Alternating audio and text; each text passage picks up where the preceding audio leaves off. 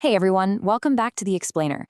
Today, we are taking a really close look at a piece of tech that had a lot of us buzzing, the newly released Xiaomi Smart Camera Video Call Edition.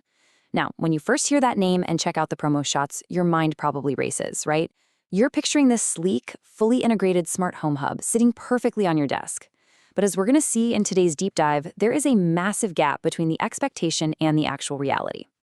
Welcome to the Fawad Bey YouTube channel. I am absolutely thrilled to have you here today as we break down exactly what this gadget gets right and, well, where it completely misses the mark. We're going to look at the data, the specs, and the real-world user experience. Okay, let's dive into this and start by taking a look at the physical build of the device itself. Section 1, Design and Specifications. So, right out of the box, my first impressions of the hardware were actually pretty promising. I got this delivered lightning fast from JD.com, and honestly, it feels like a really premium piece of hardware right out of the gate. It's got this super clean, white, glossy finish that looks genuinely fantastic. It feels really refined. It also has an adjustable tilt base, which is super handy for tweaking the vertical viewing angle so it sits perfectly on your kitchen counter or your desk. But listen up, because here is a critical hardware detail you absolutely cannot miss. Local storage 100% requires an SD card to function. Sure, the device supports network storage, but if you don't physically pop an SD card into the side slot, it won't save a single thing. It literally writes the video to the local card first before it ever copies it over to your network drive. Now, what's really interesting about this slide is the jarring contrast between what we expect from modern tech and what we actually get. You expect a sleek, edge-to-edge compact screen design, but the reality? Massive, wildly distracting black bezels on the sides. They are truly huge. If Xiaomi had just ditched those thick black borders, this thing could have been incredibly compact and minimalist, basically just the width of the base itself. Instead, these bezels completely ruin what could have been a neat aesthetic, and it makes the screen feel totally boxed in. Section 2, Display and Camera Issues. Because man, this is where the missed opportunities really start to pile up. This is where we transition from minor aesthetic gripes into the major, kind of head-scratching flaws. Frankly, the screen functionality and the lens hardware are where things just fall apart. When you see a screen this big sitting on a tabletop, your brain instantly goes, aha, a smart home hub. You expect touch controls, the ability to swipe through your media devices, flip on your lights, or check your smart door locks. But in reality, it is literally just a screen. There is absolutely zero touch support. No ecosystem integration whatsoever. You can't even cast your doorbell camera feeds to it. For a device with such a prominent display, skipping those basic smart home features is incredibly frustrating. It just feels like a massive wasted opportunity. And this table right here brilliantly illustrates the problems with the camera itself. First off, the lens size. It looks massive, like a premium smartphone sensor, but it performs remarkably poorly. Then there's the image quality. When I was testing the video calling, the image was extremely dark. The color saturation was practically non-existent, and so much detail was simply lost.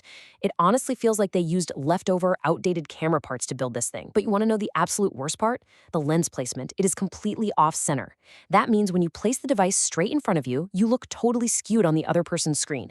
You literally have to shift your body and sit super awkwardly to the side just to appear centered in the frame. Crazy, right? Section 3, Calling and Smart Automations. Let's move to and see how this builds into our next topic, because despite all my frustrations with the hardware, there is one specific area where this device actually shines. The communication features are undeniably excellent. It's got simple one-button dialing. You just set a default contact in the app, and with a single press of a physical button on the device, it instantly dials them. The response times are lightning fast. And here's the best part. If you use the Media app on your phone to call the camera, it features an auto answer function. Nobody on the camera end needs to press a thing to accept the call. It just connects automatically. It also has some basic movement detection triggers, though keep in mind it's just simple pixel change detection, not like an advanced human presence sensor. And this brings us to the absolute best feature of the device, its life-saving automation workflow. Picture an elderly relative living alone. Step 1. A separate Media smart sensor detects a severe fall. Step 2. Because they're linked up in the smart ecosystem, this instantly triggers an automation in the smart camera. Step 3. The device automatically dials a video call straight to the default contact, you. Think about it. In a severe fall, a person probably can't get up to find a phone. So this seamless, hands-free SOS workflow is a genuinely incredible feature.